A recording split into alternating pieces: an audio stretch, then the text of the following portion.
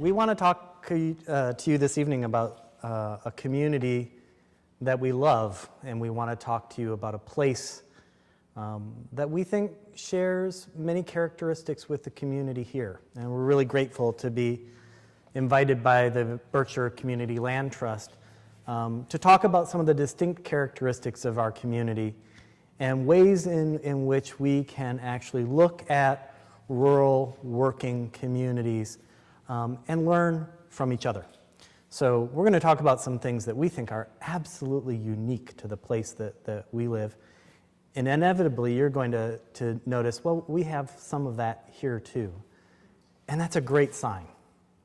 And it's exciting to see a movement around land stewardship, a movement around preparing another generation of farmers to share common characteristics in many, many places.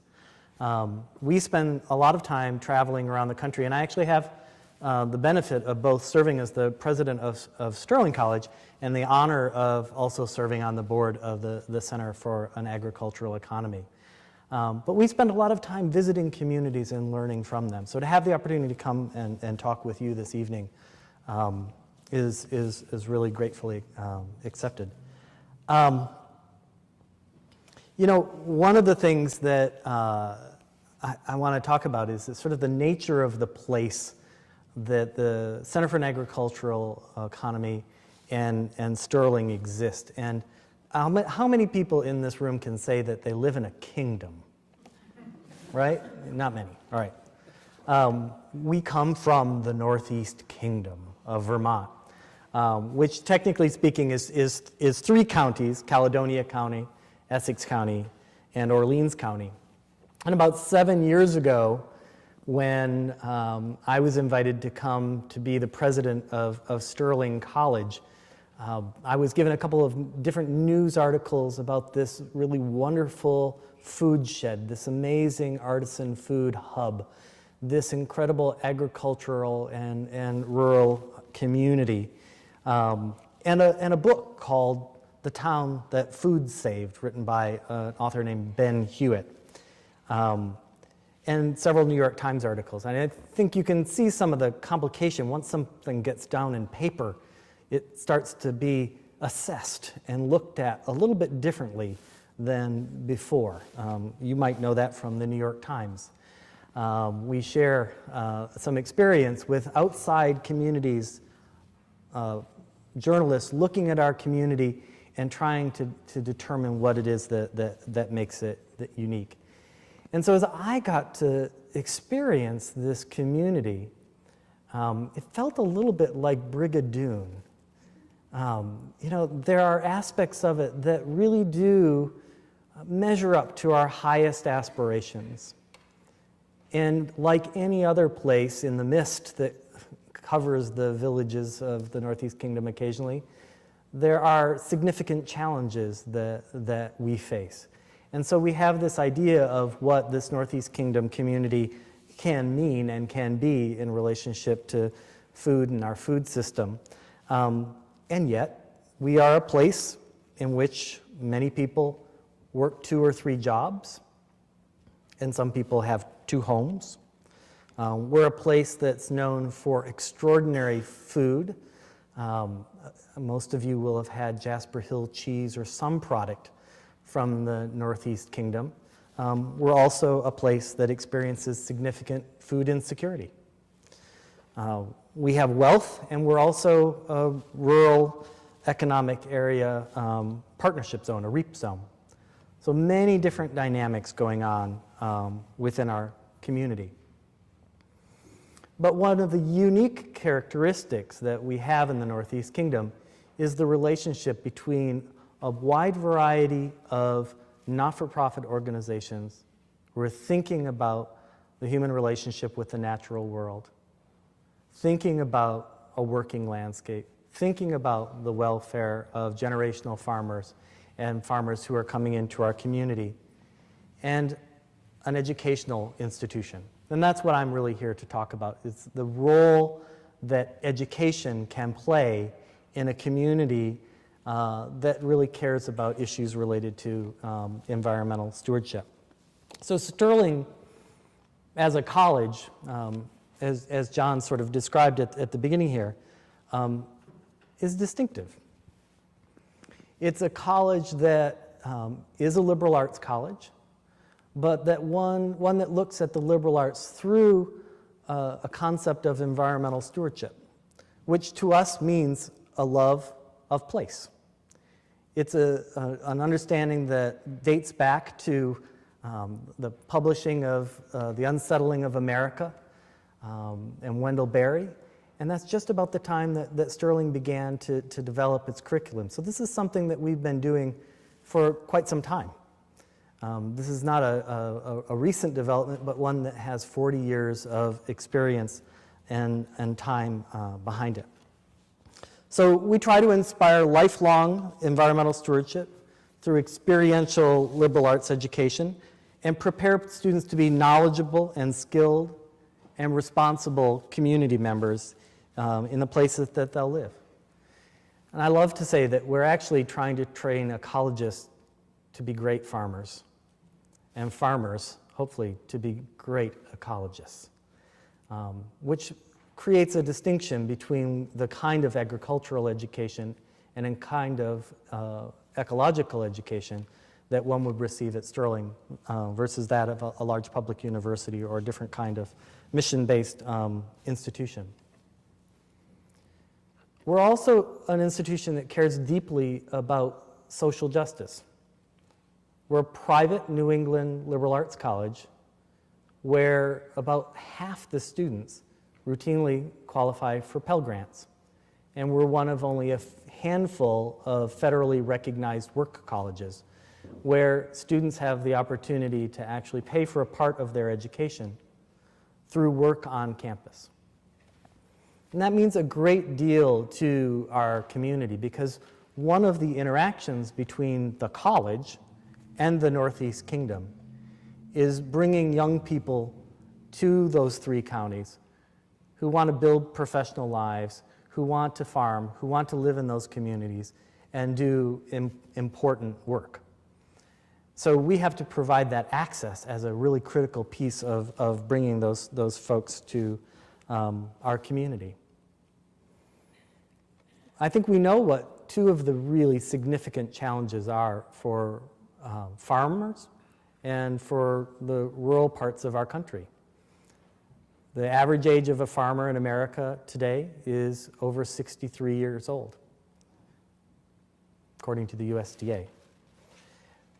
And we know that we need young people to move to communities to be able to keep those generational farms going and to establish new enterprises, which is something that Sarah will talk about at length. So only about 20% of the students who come to Sterling are from Vermont, but over half of our alumni live there. That's an incredible window into a new population of folks coming to live in a rural area every year. And I'm here to tell you there are only 135 students at Sterling. Change happens through small institutions.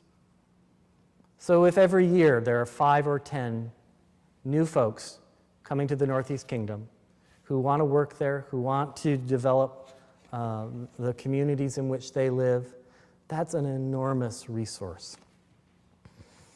As a college, we decided that, in fact, we also needed to reach students at all levels of interest and experience with regard to the working landscape. So about 3 years ago, we founded a school within the college called the School for the New American Farmstead, which is a continuing education program. And actually was born out of something that I bet some people in this room have probably said at some point, which is, God, if I'd only known about this college when I was 17, I would have loved it.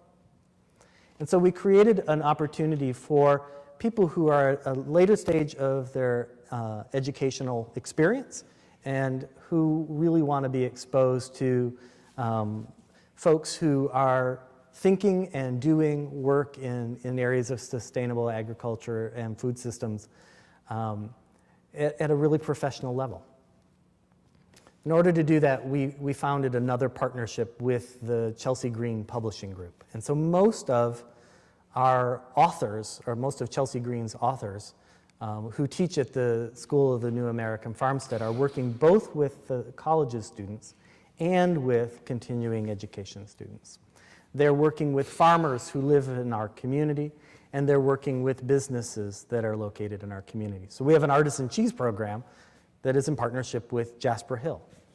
And then our graduates go on potentially to work at Jasper Hill or at other dairies or artisan cheese businesses that are in the area with a liberal arts education that is broadly and interdisciplinary based in ecology.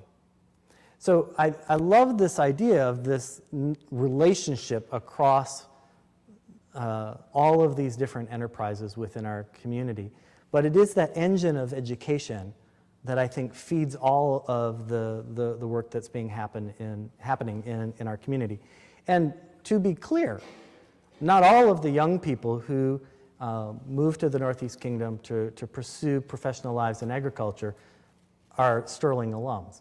But the fact that Sterling is there and that it creates this rich cultural experience within the Northeast Kingdom makes it a place that more people want to live and to work. You have colleges here, right?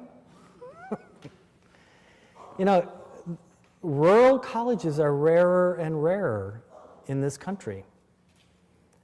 And rural colleges can be bucolic places that people go for their college years before they return to the city. We have to figure out how to keep them in rural places. And I believe that there need to be different kinds of educational models, like the one that I've described that Sterling represents, in more places. And so one of the things that Sterling has developed in partnership with the Berry Center in Henry County, Kentucky, is a program that we will call the Wendell Berry Farming Program of Sterling College. Now, I'll tell you, a few years ago, I visited Henry County, Kentucky, and I had the opportunity to talk about Sterling and to talk about the idea of an educational partnership. I gave a presentation, and afterwards, Wendell said, the one thing I like about your chat, Matthew, is that it was economical. And I thought for a minute, well, what exactly does that mean, Wendell? So you'll get a chance in just a minute here. But what I want to say is that there's a relationship between the working landscape in Vermont and the working landscape in Kentucky. And there's a deep need for young people in counties across the United States that are trying to really address some of these really important food systems issues. So the history of this program that we've begun it really began with a couple of different conversations about place-based education. And in several of the several of the colleges and universities that were thinking about having a partnership with the Berry Center thought about those partnerships as being placed on their campuses. And when we had a conversation with the Berry Center, it was obvious to us, anyone who has read Wendell's writing, is that it would be place-based and it would be in Kentucky. And so the idea of creating another place-based educational opportunity in Henry County, I think will have a similar impact on that region as Sterling has had in the Northeast Kingdom. It's a program that, like Sterling, is divided between academic experience, work experience, community experience, and because we want students to have the opportunity to really have discerned that their life passion is in agriculture, it will be for students in their third and fourth years of college. And we're working to create an opportunity for 25 farmers to join that community each and every year that those graduates complete the program. So in some ways, what I'm trying to describe to you is a beta. You have many things that are working within your community. We have many things that are working within our community. And we have challenges, and you have challenges.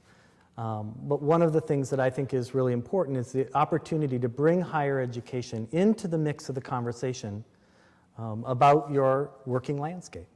So I think the barrier between higher education and this food movement needs to change within the colleges, not necessarily just within the communities. We need programs that are specialized and designed to really focus on the needs of the community that you have here. So I'm grateful to have a few minutes to talk with you, and grateful to have some opportunity for follow-up with questions after. So thanks.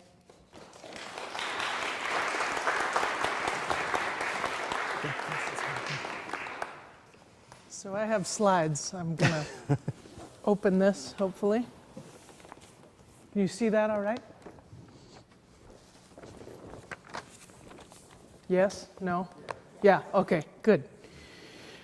First, I would love to just second Matthew's appreciation for being here. It was a beautiful drive south today through the misted landscape.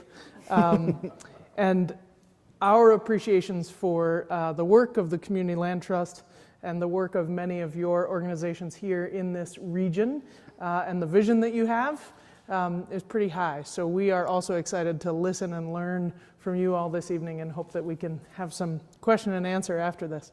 So as John said, my role is as the executive director at the Center for an Agricultural Economy. We were founded in 2004 with a mission for a place-based local food system that really was going to try to enhance all 3 points of a triple bottom line: understanding the environment, understanding and enhancing our communities, and being able to make an economic system work at the same time. But modeling that and living that work can be really tricky.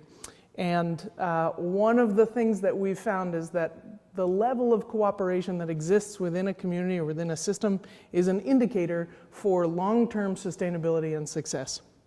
So to add a couple of statistics to what Matthew shared with you, right now in Vermont, 90% of our farms that have fewer than 200 acres have an annual gross income of less than $50,000. The average age of farmers in Vermont is around 60. In the Northeast Kingdom, it's more like 65 or 66. Only 15% of our 7,300 farms in Vermont have an income of over $100,000. And again, just to sort of base you, Vermont as a state only has about 630,000 people. So we're a pretty small state to begin with. What we learn when we look at this picture of diversified and small-scale farming and agricultural operations is that small can be beautiful, but in the economy that we've created at a global and a national scale, it's also often not sustainable. And you might know this better than I do, but we have not created our economy to best benefit our communities and our individuals. And I attribute a lot of that to the difference in the way our interactions work in an economy and the way our interactions work in a community. And what I hope to do tonight is to sort of share that a little bit more and then tell you a few stories about the work that we're doing. So at the most basic, in an economy, the interactions are transactional. There's an agreed upon benefit, agreed upon value. There's always a price, there's an agreed upon value, and there's a direct benefit. So I give you a cup of coffee and you give me $2, or maybe $3, depending on where you live.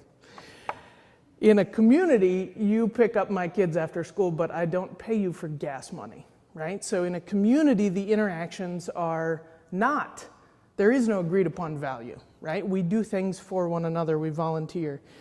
They have a more diffuse benefit, the less direct benefit, and there isn't necessarily an exchange. Maybe I take care of your cat while you're on vacation, or maybe not.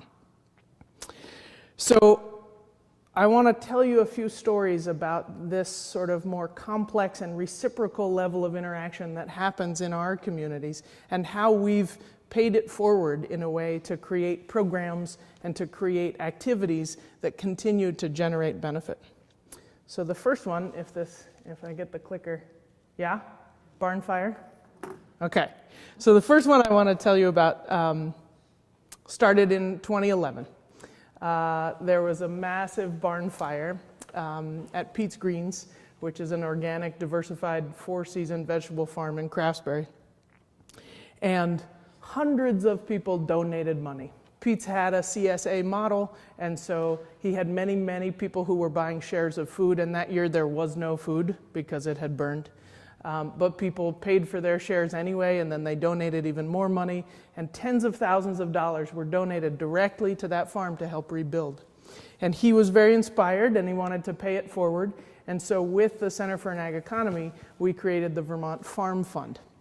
It's now been in operation since 2011. It is essentially a revolving loan fund with 0% interest loans if you have an emergency. We also have below market rate loans for business builder programs. Since 2011, we have loaned out almost $1 million to 67 producers across the state of Vermont, and we have had no defaults. So it's a really wonderful model of a completely philanthropic paying it forward, but that continues to generate activity within the system. Another example, there are some pictures of the various producers. So that was what I meant to go to. So it gives you an example. From one disaster, really, we share that risk and we share that benefit when we pay it forward. It's some lovely pictures, so I'll just leave that up for a moment, and then I'll switch it to my next example here. So the next example, in 2009, we were looking at the Northeast Kingdom as a region and trying to discern what it would take to advance the food system for all 3 counties. And we wrote a regional food systems plan. And it's the only one in Vermont at a sub-regional level. It still is one of the food systems plans that people really turn to. I think I brought a few copies, but they may already be gone in the back. So if you want one, let me know. I have plenty of copies. And we determined by working with our community members, our producers, our farmers, and so on, that there were a few things that were really needed in our rural part of the state. And one was access to infrastructure that the producers did not have to capitalize themselves. So shared use, processing, and storage infrastructure. Another was support for small businesses as they grew, business planning, technical assistance, and so on. And the third was really just creating that network or creating that community between farmers, producers, and the market and the retail side. So we built the Vermont Food Venture Center, which is a 15,000 square foot building. We have 3 rental kitchens, we have storage space, and we incubate dozens of small businesses in any given year. They rent storage space, or they rent the kitchens, or they come and utilize the technical assistance that we provide. But, and this is the critical part of this story, the Vermont Food Venture Center would not exist without our anchor tenant. So, in essence, that 15,000 square feet, which is home to dozens of farm and food businesses, also has a single anchor tenant who supports the overall overhead and revenue of the building, keeps it open, keeps it operating. The anchor tenant is a world-renowned artisan cheesemaker, Jasper Hill Cheese, who Matthew already mentioned. They knew going into partnership in this building that the benefit was going to be diffuse, that the return on investment was going to be long, and that their business essentially enabled the rest of this to happen. But the thing you need to know about Jasper Hill also is that they themselves are incubated in a certain sense. They have a partnership with the oldest and largest dairy cooperative in our region, which is Cabot Creamery. And they partner on a single cheese, which is Cabot Clothbound Cheddar. It's one of the most successful in their suite of cheeses. So really none of the small food businesses on the right-hand side of the screen there would exist without the working landscapes that are kept open by our cows and our dairy farms. So it's, once again, a paying it forward model. The reciprocity in these models is a lot more complex than just a simple transactional one.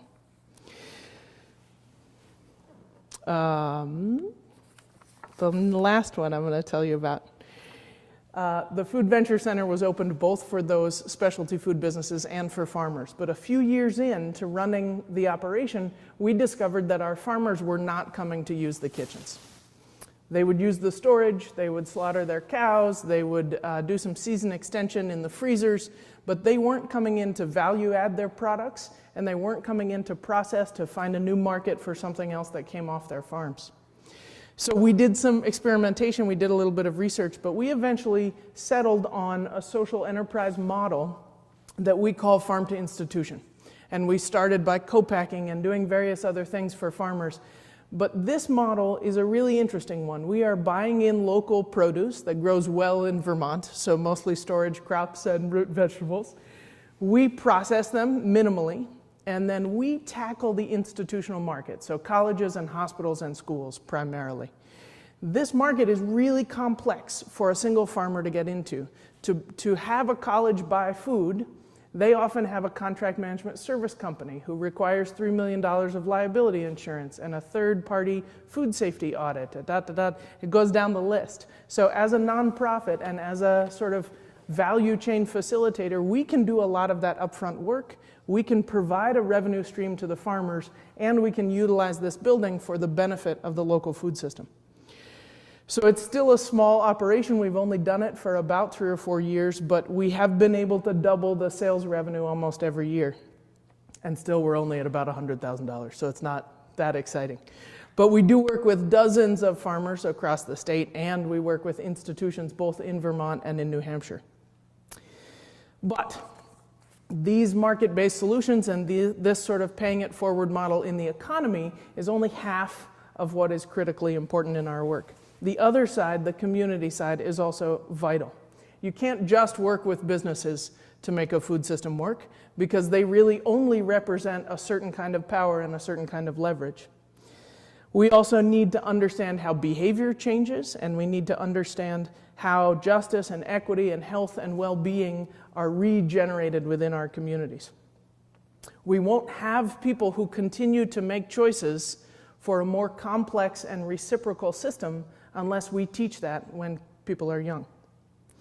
So one of the things we've done just recently is establish a formal partnership with our local school district, which is 6 schools in, believe it or not, 4 counties with 1,200 kids. And again, each of these 6 schools with their own school board and their own system of governance gets a little complex.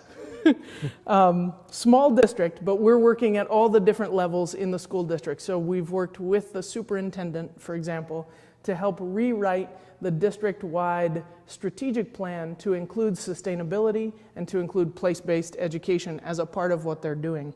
And we've worked in the gardens with kids, and we've worked to really build that connective tissue between our community partners and our teachers by getting them out into the community on field trips just for teachers and on professional development just for teachers so that they then pass that forward. And then finally, and this part's very new for us, we took a look back a few years ago at some of the population level statistics. As Matthew was saying, our region of Vermont is one of the most economically depressed. 1 in 4 kids in our region is food insecure. Our median household and per capita income in our part of the state is much lower, below 25% of our state average.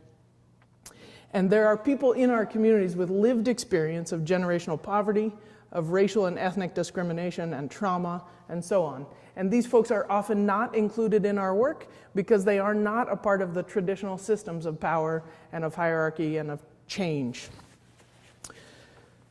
Well, when we took this look back, we realized that this was not something we could change on our own. We were very idealistic to assume that local food was going to be the lever that would then create social justice. But it's only one of the levers. Right now, we are working with 14 area organizations, including churches, including local granges and other associations, to do community organizing. And while it may feel like a bit of a mission creep, it's also really critical to know that unless and until our society shifts so that people can have access to and feel like local food belongs to them, we're not actually going to change the agricultural system. So these people are working to change some of the larger challenges, things that we can't just do by providing business support to farmers. And we're really excited to be a part of it. The first set of issues that we're going to be working on in conjunction with this community organizing body are related to rural transportation, access to services, and then also children and youth and what they face growing up in small towns in a rural area. So those are a few of the stories. I think that's my last, that's my last one. Those are a few of the stories, and just to sort of summarize, what I wanted to share with you is to think a little bit about what it takes to do some of this work. And I think that it takes unusual partnerships. I think that it takes reaching across from what our comfort level is, or the group that we usually work with is, to find out what's happening for someone else. Once you can speak the language and understand the most critical need of an unusual partner, you begin to discover that there are a lot of commonalities that you might not have realized. You actually do want to change the same things. We also have found that collaboration over the long term is critical. So building those trusted relationships between partners is very important.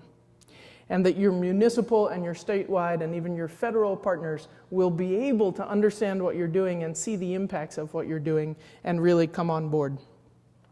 So ultimately, it takes a lot of us lifting in a lot of different ways, but the breadth of programs that we've developed at the Center for an Ag Economy over the years have really emerged from what we've learned, both in being reactive and in being proactive to what's happening in our local communities and in the food system.